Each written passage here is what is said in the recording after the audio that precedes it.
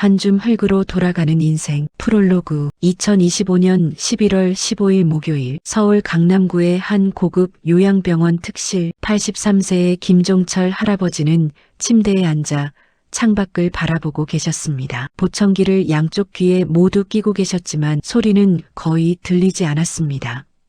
치매도 중등도 단계, 최근 일은 잘 기억하지 못하지만 오래된 기억만큼은 생생했습니다. 특히 한 달 전 동생 김종필의 죽음은 형 김종철에게는 너무 큰 충격으로 다가왔습니다.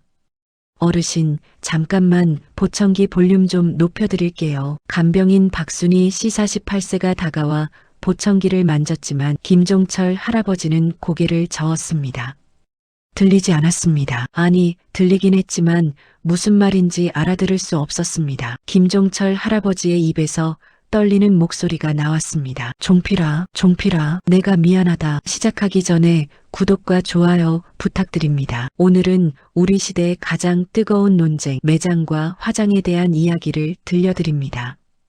일부 동생의 죽음, 이야기는 한 달 전으로 거슬러 올라갑니다. 2025년 10월 12일 토요일 오전 7시 23분 경기도 성남시 분당구 분당서울대병원 중환자실 김종철 83세은 중환자실 유리창 너머로 동생을 바라보고 있었습니다. 동생 김종필 79세은 인공호흡기에 의지한 채 누워 있었습니다. 폐암 말기, 이미 3개월 전 의사는 말했습니다. 길어야 6개월입니다. 종철의 옆에는 큰아들 김대수 57세가 서 있었습니다. 아버지, 이제 들어가셔야 해요. 면회 시간 끝났어요. 대수가 아버지의 팔을 잡으며 말했습니다. 하지만 종철은 듣지 못했습니다.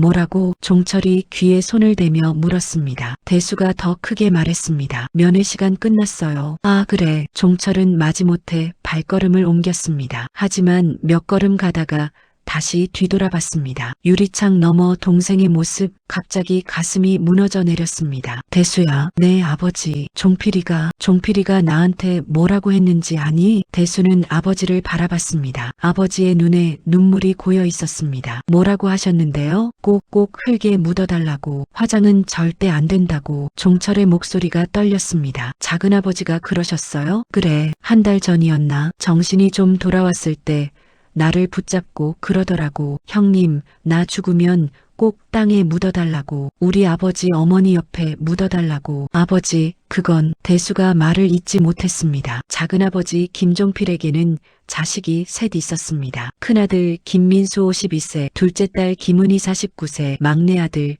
김민철 46세, 그리고 대수는 알고 있었습니다. 종필의 자식들이 이미 화장을 결정했다는 것을. 그날 오후 3시 47분 김종필은 숨을 거두었습니다. 79년의 생을 마감하는 순간이었습니다. 서울 강남구의 한 대형 장례식장 3층 301호 빈소, 김종필 선생님 검은 리본이 달린 영정사진 앞에 국화꽃이 놓여 있었습니다. 상주는 큰아들 김민수였습니다. 검은 상복을 입은 민수는 조문객을 맞이하고 있었습니다. 고인의 명복을 빕니다. 감사합니다. 삼가 고인의 명복을 빕니다. 감사합니다. 기계적인 인사가 계속되었습니다. 김종철은 작은 방에 앉아 있었습니다. 옆에는 큰아들 대수와 둘째 아들 김대현 54세, 막내딸 김미영 51세 있었습니다. 아버지, 물 좀 드세요. 미영이 물컵을 건넸지만 종철은 받지 않았습니다. 아버지, 물이에요. 드세요. 미영이 더 크게 말했습니다. 종철이 그제야 물컵을 받아 한 모금 마셨습니다. 그때 방문이 열리고 김민수가 들어왔습니다. 큰형님, 대수가 일어나 인사했습니다. 그래, 대수야, 고생이 많다. 민수는 지친 얼굴이었습니다. 종철이 민수를 보더니 벌떡 일어났습니다. 민수야, 네, 큰아버지, 종필이를 어디에 묻을 거냐? 민수는 잠시 침묵했습니다. 큰아버지, 그게 크게 말해. 내가 잘 안 들려. 종철이 귀에 손을 댔습니다. 민수가 큰 목소리로 말했습니다. 아버지를 화장하기로 했습니다. 순간 종철의 얼굴이 굳어졌습니다.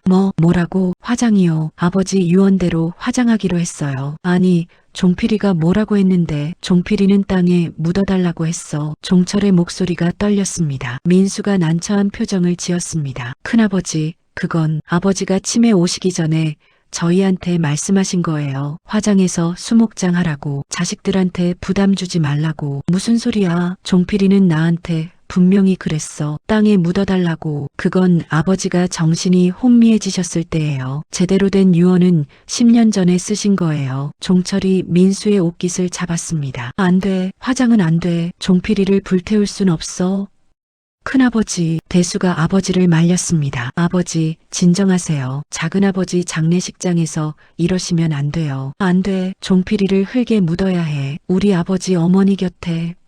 종철의 목소리가 커졌습니다. 주변 사람들이 쳐다보기 시작했습니다. 민수가 고개를 숙였습니다. 큰아버지, 죄송합니다. 하지만 이미 결정된 일입니다. 장지도 예약했고 모든 게 준비됐어요. 예약? 내 동생을 예약으로 처리한다고? 종철의 눈에서 눈물이 흘렀습니다. 그날 밤 종철은 잠을 이루지 못했습니다. 병원으로 돌아온 후에도 침대에 누워서도 동생 생각뿐이었습니다. 이부 형제의 약속, 김종철과 김종필 두 형제는 1942년과 1946년 경상북도 안동의 작은 마을에서 태어났습니다. 아버지 김재한 1918에서 1989은 서당 훈장이었고 어머니 박순자 1920에서 1995는 전통을 중시하는 양반집 교수 출신이었습니다. 13살 종철과 9살 종필은 마당에서 놀고 있었습니다. 아버지 재한이 사랑방에서 나오셨습니다. 종철아, 종필아, 이리 와라. 네, 아버님. 두 형제가 아버지 앞에 무릎을 꿇고 앉았습니다. 재한은 두 아들을 바라보며 말했습니다. 너희들 오늘 할아버지 제사 지내는 거 봤지? 네, 아버님. 우리 가문은 500년을 이어온 양반 가문이다. 조상님들께서는 모두 이 땅에 묻혀 계신다. 우리 뒷산에, 재한은 뒷산을 가리켰습니다. 저 산 중턱에 할아버지, 증조할아버지, 고조할아버지 모두 계신다. 그리고 나도 언젠가 저기에 묻힐 것이고 너희들도 그럴 것이다. 네, 아버님. 사람은 흙에서 나서 흙으로 돌아가는 법이다. 이것이 천리요, 인륜이다. 알겠느냐? 네, 아버님. 재한은 특히 종철을 보며 말했습니다. 종철아, 너는 맏아들이다. 우리 가문의 대를 이어야 한다. 조상님들을 잘 모시고 후손들에게도 이 가르침을 전해야 한다. 명심하겠습니다. 아버님. 서울 종로구의 한 병원 71세의 김재한은 병상에 누워 있었습니다. 간암 말기였습니다. 47세의 종철과 43세의 종필이 아버지 곁을 지키고 있었습니다. 재한이 힘겹게 눈을 뜨고 두 아들을 보았습니다. 종철아, 네 아버지, 나를 안동에 묻어다오. 네 아버지, 걱정 마세요. 종필아, 네 아버지, 형님을 잘 모셔라. 형제간에 우애 있게. 네 아버지. 재한이 종철의 손을 잡았습니다. 종철아, 약속해라. 나를 화장하지 마라. 꼭 땅에 묻어라. 네 아버지, 약속드립니다. 그날 오후 김재한은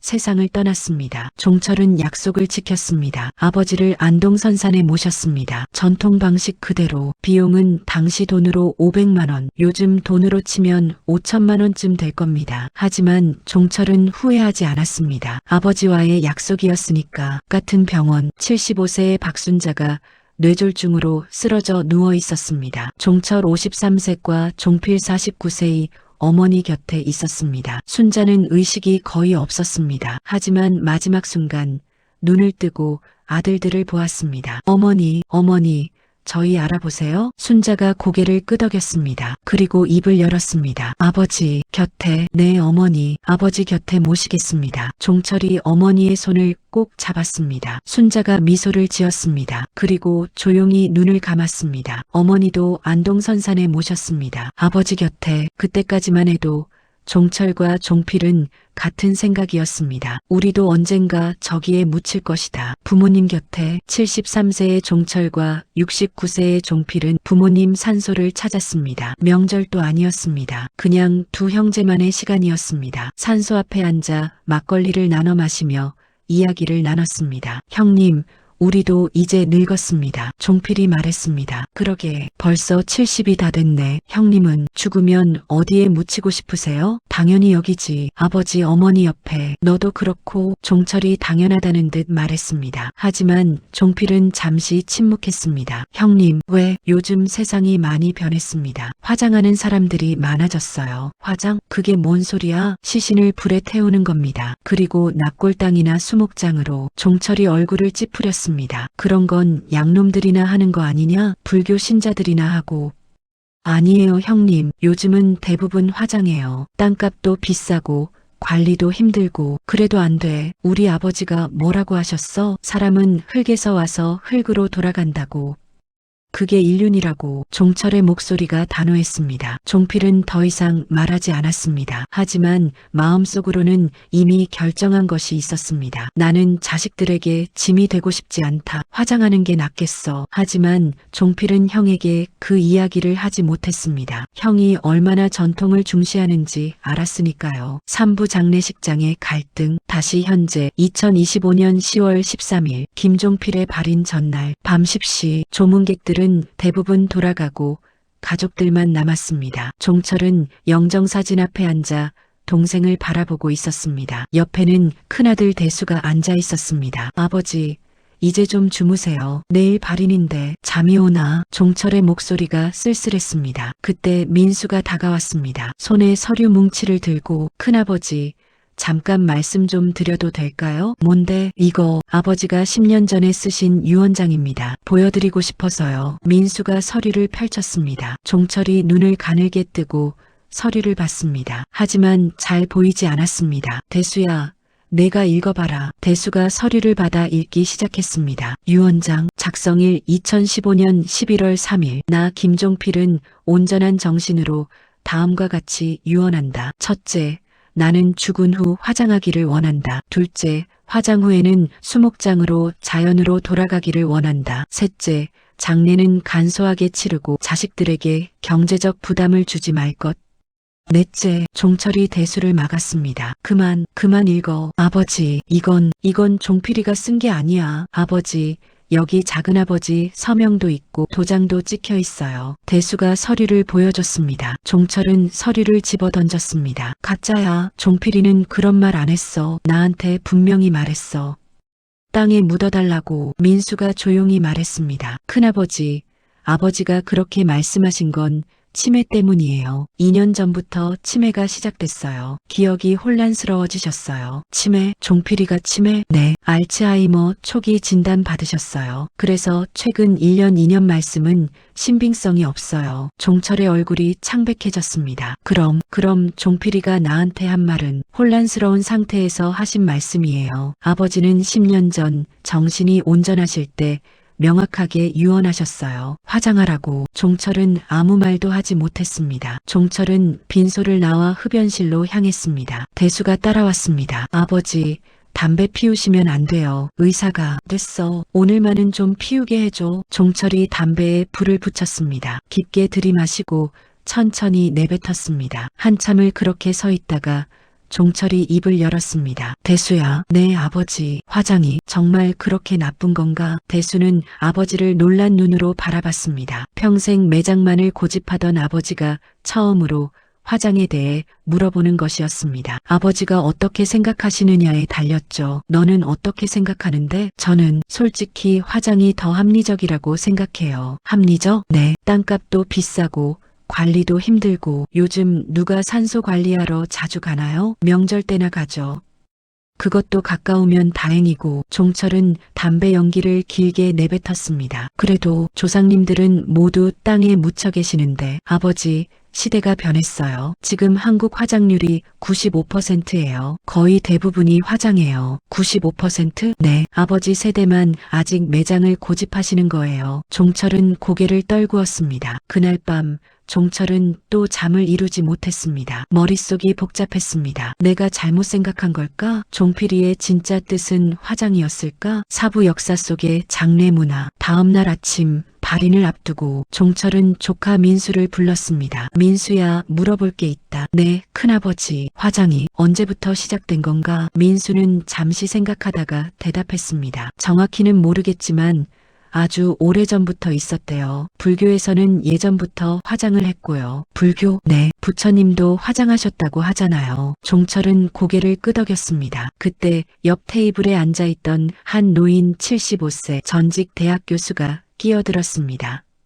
제가 좀 아는데 말씀드려도 될까요? 네, 그러세요. 노인이 자리를 옮겨 앉으며 말했습니다. 저는 한국사를 가르쳤던 사람입니다. 성함은 이정호라고 합니다. 아, 네. 저는 김종철입니다. 화장과 매장의 역사에 대해 궁금하신 것 같아서요. 네, 그렇습니다. 이정호 교수가 설명하기 시작했습니다. 우리나라에서 화장은 삼국시대부터 있었습니다. 특히 불교가 들어온 후에 많이 시행됐죠. 삼국시대부터요? 네, 고구려, 백제, 신라 모두 화장을 했습니다. 왕족들도 화장한 경우가 많았어요. 종철은 놀란 표정을 지었습니다. 하지만 조선시대에 들어와서 유교가 국교가 되면서 매장이 대세가 됐습니다. 유교에서는 신체발부 수지부모라고 해서 부모님께 받은 몸을 온전히 보존해야 한다고 여겼거든요.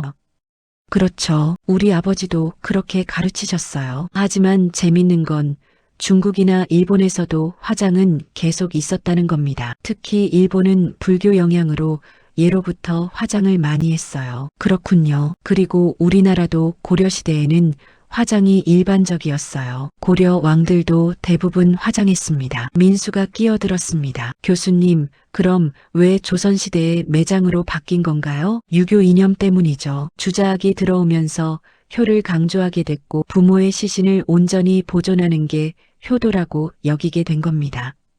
이정호 교수는 계속 설명했습니다. 하지만 조선시대에도 화장이 완전히 사라진 건 아니었어요. 승려들은 당연히 화장했고 일반 백성들 중에서도 형편이 어려우면 화장하는 경우가 있었어요. 종철이 물었습니다. 그럼 양반들만 매장한 건가요? 대부분 그랬죠. 양반들은 선산을 만들고 대대로 조상을 모셨습니다. 하지만 그것도 경제적 여유가 있어서 가능한 일이었죠. 종철은 깊은 생각에 잠겼습니다. 이정호 교수의 말은 계속됐습니다. 현대에 들어와서는 1960.76년대까지만 해도 매장이 주류였습니다.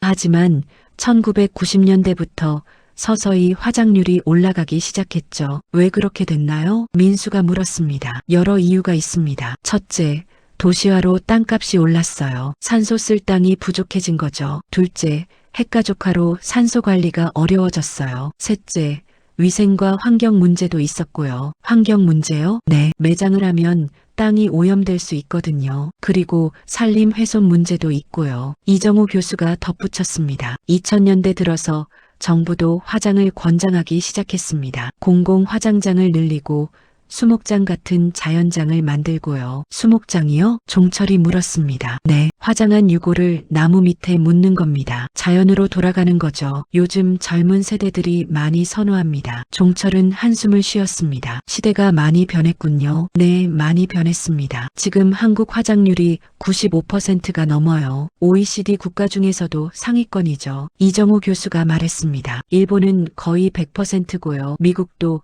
60% 넘게 화장해요. 유럽도 나라마다 다르지만 전반적으로 화장률이 올라가는 추세입니다. 종철은 조용히 고개를 끄덕였습니다. 이정호 교수와 헤어진 후 종철은 다시 빈소 앞에 섰습니다.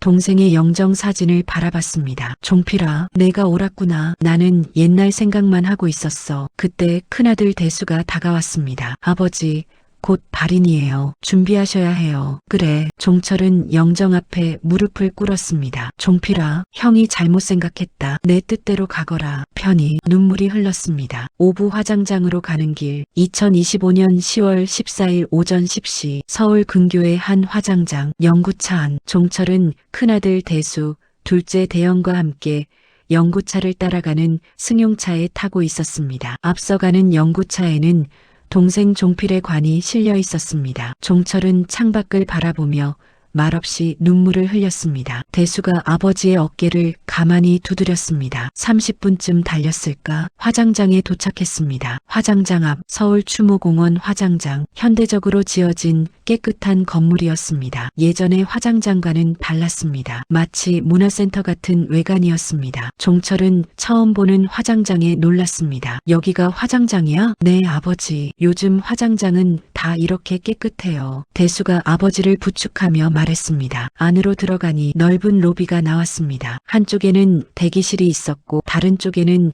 작은 예배실이 있었습니다. 유족분들은 이쪽으로 오세요. 직원의 안내를 따라 한 방으로 들어갔습니다. 유족 대기실 방 안에는 민수와 그의 형제자매들이 앉아 있었습니다. 모두 슬픈 표정이었습니다. 종철이 민수에게 다가갔습니다. 민수야, 네, 큰아버지, 미안하다. 큰아버지가 너무 고집을 부렸구나. 민수의 눈에 눈물이 고였습니다. 아니에요, 큰아버지. 큰아버지 마음 이해해요. 저도 처음엔 많이 고민했어요. 고민? 네, 아버지를 화장한다는 게 처음엔 죄 짓는 것 같았어요. 하지만 아버지 유언이었고 또 현실적으로도 그게 맞는 것 같아서 민수가 말을 이었습니다. 요즘 세상에 산소를 어떻게 관리해요? 저희는 다 서울에 살고 안동까지 가려면 왕복 6시간이에요. 명절 때마다 가기도 힘들어요. 그렇겠구나. 그리고 제 자식들은 안동에 한 번도 안 가봤어요. 아버지 산소가 어딨는지도 모르고요. 종철은 고개를 끄덕였습니다. 그때 방송이 나왔습니다. 고 김종필 선생님 화장 시작하겠습니다. 유족분들께서는 예배실로 이동해 주시기 바랍니다. 작은 예배실 앞쪽에 관이 놓여 있었습니다. 종철은 관 앞에 섰습니다. 마지막으로 동생을 볼 시간이었습니다. 직원이 관 뚜껑을 열었습니다. 종필의 얼굴이 보였습니다. 종철은 동생의 얼굴을 쓰다듬었습니다. 종필아, 잘 가거라. 편히 쉬어라. 눈물이 멈추지 않았습니다. 형님이 미안하다. 내 뜻을 몰라줘서. 종철은 한참을 동생 곁에 서 있었습니다. 다른 유족들도 하나씩 다가와 마지막 인사를 했습니다. 모두 울었습니다. 마지막으로 민수가 아버지 곁에 무릎을 꿇었습니다. 아버지, 불효자 민수.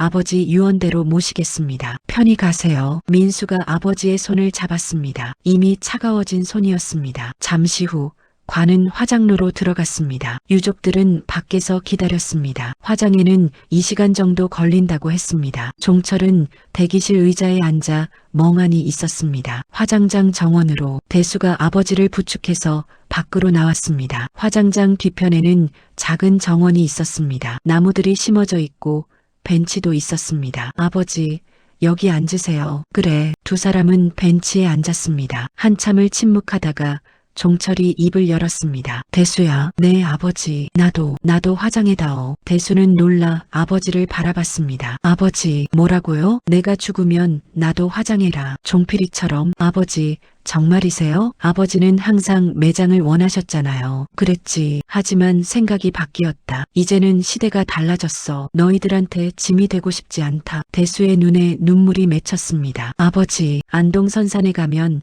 우리 할아버지 산소도 무너지고 있더라. 아무도 안 가니까 풀만 무성하고. 종철의 목소리가 떨렸습니다. 나는 그런 꼴 되고 싶지 않다. 차라리 깨끗하게 화장해서 너희들 부담 덜어주는 게 낫겠다. 대수가 아버지의 손을 잡았습니다. 아버지, 아직 그런 생각하시기 일러요. 아버지 건강하세요. 아니다. 나도 이제 80이 넘었어. 언제 갈지 모르지. 그러니 미리 말해두는 거다. 종철이 아들을 똑바로 바라보며 말했습니다. 나를 화장해서 종필이 옆에 묻어다오. 그게 내 유언이다. 네, 아버지. 알겠습니다. 이 시간이 흘렀습니다. 화장이 끝났다는 안내가 나왔습니다. 유족들은 다시 안으로 들어갔습니다. 수골실, 화장 후 유골을 수습하는 곳이었습니다. 직원이 하얀 유골을 작은 테이블 위에 펼쳐놓았습니다. 이제 유족분들께서 직접 유골을 수습하시면 됩니다. 직원이 긴 젓가락 같은 도구를 건넸습니다. 민수가 먼저 유골을 집어 작은 항아리에 넣기 시작했습니다. 다른 형제들도 차례로 유골을 수습했습니다. 종철도 다가갔습니다. 떨리는 손으로 유골을 집었습니다. 이게 종필이라니. 가슴이 미어졌습니다. 한 줌의 재, 79년을 살았던 동생이 이렇게 작은 재로 변했습니다. 종철은 조심스럽게 유골을 항아리에 넣었습니다. 종필아, 편히 쉬어라. 육부 수목장. 자연으로 돌아가다.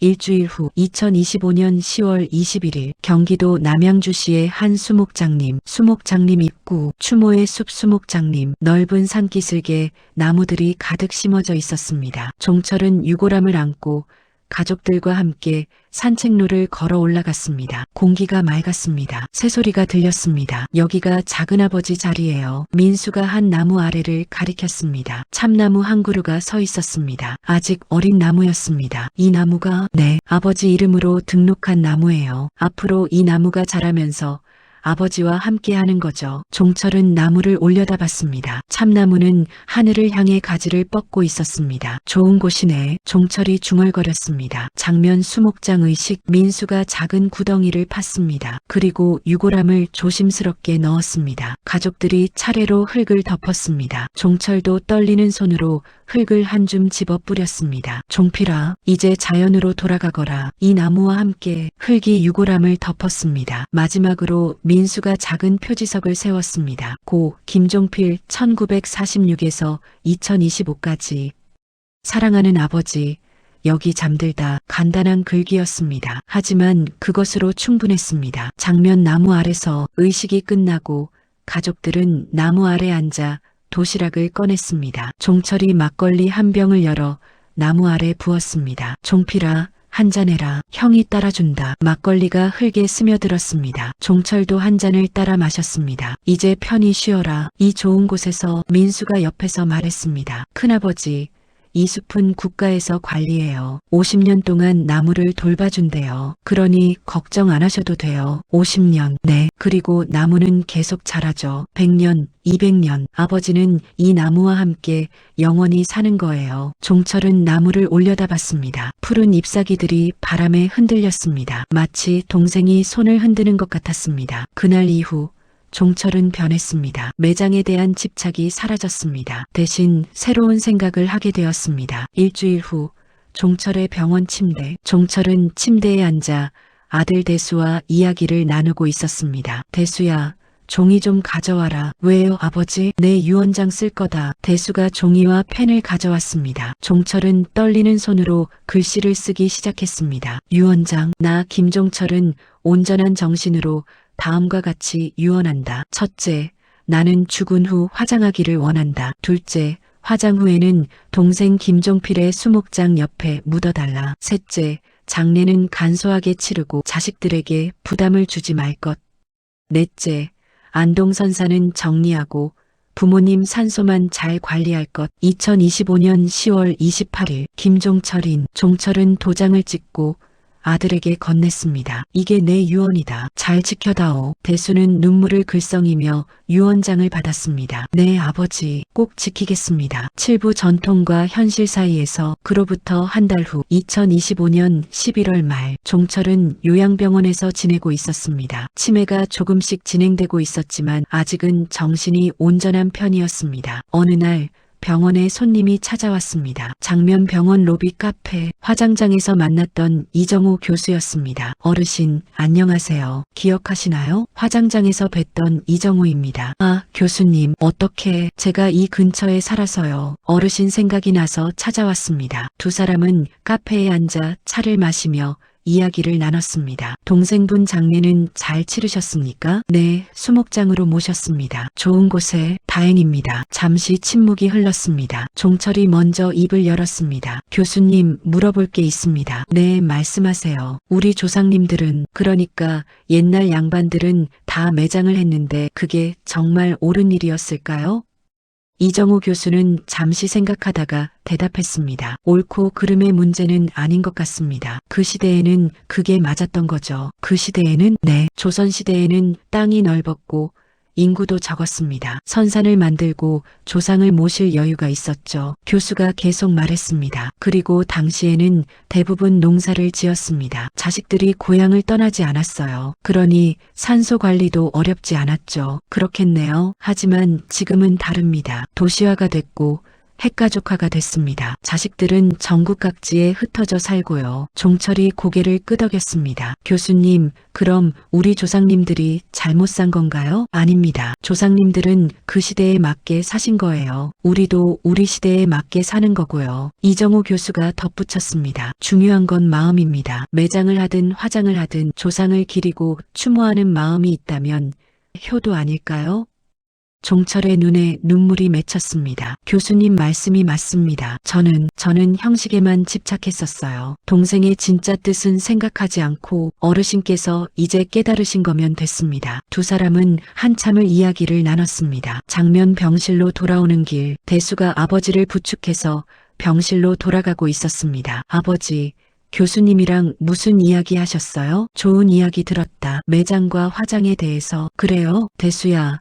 너는 어떻게 생각하나? 화장이 맞다고 보나? 대수는 잠시 생각하다가 대답했습니다. 저는 각자의 선택이라고 생각해요. 어떤 분은 매장을 원하시고 어떤 분은 화장을 원하시고 둘 다 존중받아야 한다고 봐요. 그렇구나. 하지만 현실적으로는 화장이 더 합리적이긴 해요. 땅값도 비싸고 관리도 힘들고. 내 말이 맞다. 종철이 고개를 끄덕였습니다. 아버지, 그런데 안동선사는 어떻게 할 거예요? 할아버지 할머니 산소 있잖아요. 대수가 조심스럽게 물었습니다. 종철은 한참을 생각하다가 대답했습니다. 그건 그대로 두자. 우리 부모님은 그걸 원하셨으니까 우리가 할 수 있는 만큼 관리하고. 네, 알겠습니다. 하지만 나는 화장해라. 종필이 옆에. 그게 내 뜻이다. 네, 아버지. 8부 현대 한국의 장례 문화. 며칠 후 종철은 병원 데이룸에서 TV를 보고 있었습니다. 뉴스에서 장례 문화에 대한 특집 방송이 나오고 있었습니다. TV 화면. 최근 통계에 따르면 한국의 화장률은 95.3%로 세계적으로도 높은 수준입니다. 이는 2000년 56.8%에서 크게 증가한 수치입니다. 리포터가 한 공설 화장장을 취재하고 있었습니다. 과거 화장장은 어둡고 꺼려지는 곳이었습니다. 하지만 요즘 화장장은 깨끗하고 현대적입니다. 마치 장례문화센터 같습니다. 화면에는 깔끔한 화장장 내부가 비쳤습니다. 또한 화장 후 유골을 모시는 방법도 다양해졌습니다. 납골당, 수목장, 해양산골, 자연장 등 다양한 장례 방식이 소개되었습니다. 종철은 화면을 뚫어지게 바라봤습니다. TV 계속. 수목장은 특히 젊은 세대에게 인기가 높습니다. 화장한 유골을 나무 밑에 묻는 방식으로 자연과 함께 영원히 쉬는 것이죠. 한 수목장님이 비쳤습니다. 종철이 동생을 묻었던 곳과 비슷했습니다. 수목장의 장점은 관리가 쉽고 환경 친화적이며 비용도 저렴하다는 것입니다. 일반 매장은 수천만 원이 들지만 수목장은 100.200만 원 정도면 가능합니다. 리포터가 한 유족을 인터뷰했습니다. 아버지를 여기 모셨습니다. 아버지가 생전에 자연을 좋아하셨거든요. 이렇게 나무와 함께 계시니까 더 좋은 것 같아요. 50대로 보이는 남성이 말했습니다. 명절 때마다 와서 나무도 보고 아버지께 인사드리고 도심에서 30분이면 오니까 부담도 없고요. TV 계속. 반면 아직도 매장을 고집하는 분들도 계십니다. 특히 70대, 80대 어르신들은 전통적인 매장을 선호하시는 경우가 많습니다. 한 80대 할아버지가 인터뷰에 응했습니다. 나는 꼭 땅에 묻혀야 한다고 봐요. 우리 조상님들도 다 그렇게 하셨고 불에 타는 건 그건 아닌 것 같아요. 리포터가 물었습니다. 하지만 요즘은 땅값도 비싸고 관리도 힘들다고 하는데요. 그래도 전통은 지켜야죠. 할아버지의 목소리는 단호했지만 어딘가 쓸쓸해 보였습니다. TV 계속. 전문가들은 말합니다. 장례 문화는 시대에 따라 변한다고. 중요한 건 형식이 아니라 마음이라고. 한 장례 문화 연구소 소장이 나왔습니다. 조선시대에는 매장이 맞았습니다. 하지만 21세기 대한민국에서는 화장이 더 현실적입니다. 그렇다고 조상을 덜 공경하는 건 아닙니다. 방식이 다를 뿐이죠. 소장이 계속 말했습니다. 일본을 보세요. 거의 100% 화장합니다. 하지만 그들도 조상을 공경하죠. 중요한 건 어떻게 묻느냐가 아니라 어떻게 기억하고 추모하느냐입니다. 종철은 TV를 끄고 깊은 생각에 잠겼습니다. 장면 병실. 그날 저녁, 대수가 저녁을 가지고 병실에 들어왔습니다. 아버지, 저녁 드세요. 그래. 식사를 하면서 종철이 물었습니다. 대수야, 너는 죽으면 어떻게 하고 싶으나? 대수는 잠시 놀랐지만 차분하게 대답했습니다. 저는 화장하고 싶어요. 아마 수목장으로요. 그래, 네. 제 아이들도 그게 나을 것 같아요. 산소 관리하러 멀리 가는 것보다 가까운 수목장에 가끔 오는 게 낫잖아요. 종철이 고개를 끄덕였습니다. 너희 세대는 다 그렇게 생각하나? 대부분 그래요. 제 친구들도 다 화장 생각하고 있어요. 그렇구나. 종철은 밥을 한 숟가락 떴다가 내려놓았습니다. 대수야, 내가 잘못 생각했던 것 같다. 뭐려 아버지? 매장이 무조건 옳다고 생각했어. 그게 전통이고 효도라고 믿었지. 하지만 시대가 변했더라. 종철의 목소리가 떨렸습니다. 종필이가 화장하고 싶다고 했을 때 내가 이해했어야 했어. 그게 동생의 뜻이었는데. 아버지, 이제라도 이해하신 거면 됐어요. 대수가 아버지의 손을 잡았습니다. 작은아버지도 하늘에서 기뻐하실 거예요. 구부가족회의 2025년 12월 초 종철의 자녀들이 모두 모였습니다. 큰아들 대수 57, 둘째 대연 54, 막내딸 미영 51, 그리고 그들의 배우자와 자녀들까지 3대가 모인 자리였습니다. 장면병원 회의실, 종철이 가족들 앞에 앉아 있었습니다. 다들 모였나? 네, 아버지. 오늘 너희들을 부른 이유는 내 장래에 대해 이야기하려고 한다.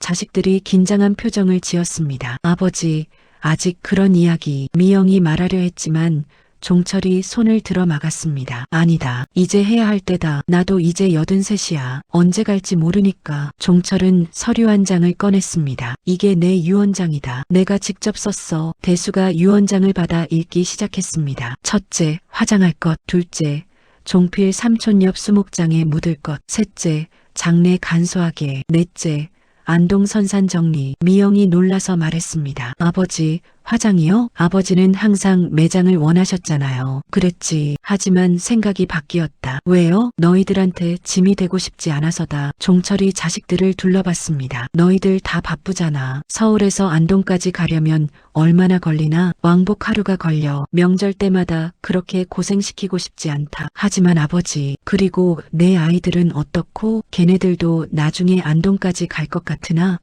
안 갈 거 아나?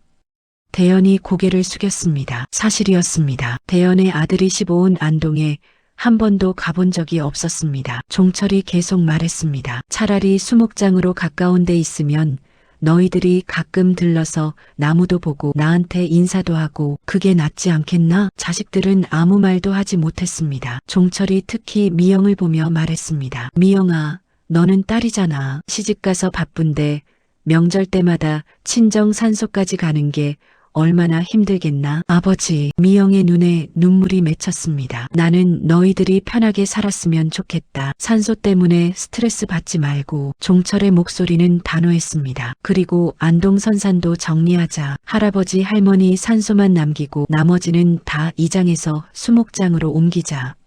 아버지, 그건 대수가 놀라서 말했습니다. 왜 못할 이유 있나? 조상님들 산소를. 조상님들도 이해하실 거다. 시대가 변했다고. 후손들이 고생하는 걸 원하지 않으실 거야. 종철은 자식들을 하나하나 쳐다봤습니다. 너희들 의견은 어떠냐? 잠시 침묵이 흘렀습니다. 대수가 먼저 입을 열었습니다. 저는 아버지 뜻대로 하겠습니다. 대연도 고개를 끄덕였습니다. 저도 찬성합니다. 미영은 눈물을 닦으며 말했습니다. 아버지, 감사합니다. 저희 생각해 주셔서. 종철이 미소를 지었습니다. 그래, 그럼 이제 안동 이야기를 하자. 계속. 종철이 오래된 사진 앨범을 꺼냈습니다. 안동 고택과 선산 사진들이 있었습니다. 여기가 우리 집이었어. 500년 된 고택이지. 자식들이 사진을 보았습니다. 손자 손녀들도 관심 있게 쳐다봤습니다. 할아버지, 여기가 우리 고향이에요? 대수의 아들이 17이 물었습니다. 그렇단다. 할아버지가 어릴 때 살던 곳이야. 와, 한옥이네요. 그래, 지금은 문화재로 지정돼서 보존하고 있어. 종철이 사진을 넘기며 설명했습니다. 여기가 선산이야. 우리 조상님들이 묻혀 계신 곳. 산 중턱에 여러 개의 봉분이 보였습니다. 할아버지,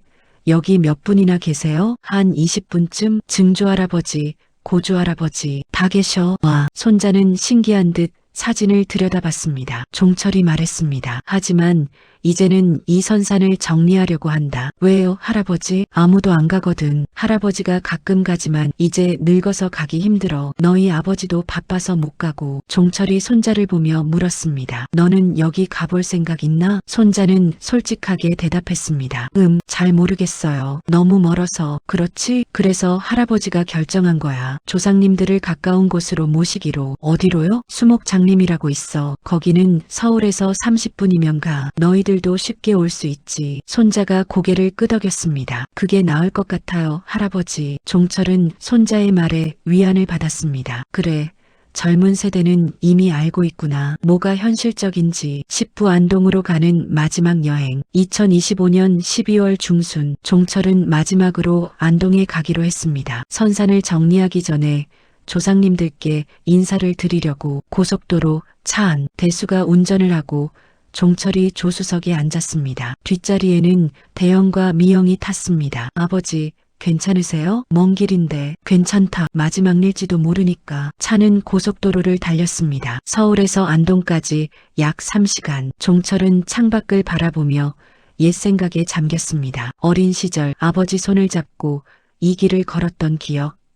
동생 종필과 함께 뛰어놀던 마당, 어머니가 밥을 지으시던 부엌, 모두 아련한 추억이었습니다. 아버지, 도착했습니다. 대수의 목소리에 종철은 정신을 차렸습니다. 안동 김씨종택, 오래된 한옥이 서 있었습니다. 500년의 역사가 느껴지는 집이었습니다. 오랜만이구나. 종철은 천천히 대문을 열고 들어갔습니다. 마당에는 낙엽이 쌓여 있었습니다. 아무도 관리하지 않은 지 오래.